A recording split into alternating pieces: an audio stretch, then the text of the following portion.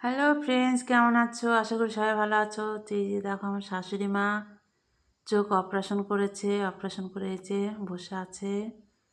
তো এখন ওনার মুখেই শুনবো চোখ অপারেশন করে উনি কেমন দেখছেন বা কেমন লাগছে।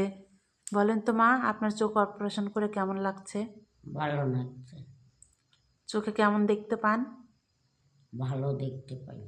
হুম, আর কোনো অসুবিধা হচ্ছে না তো চোখে? না। আচ্ছা, তো আগের থেকে এখন ভালো দেখছেন, তাই তো? হুম। তো আগের থেকে উনি এখন ভালো দেখছেন।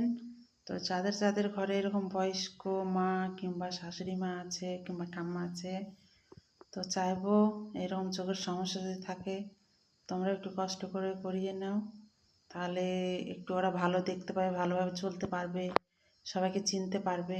এটাই বড় কথা, তাই না?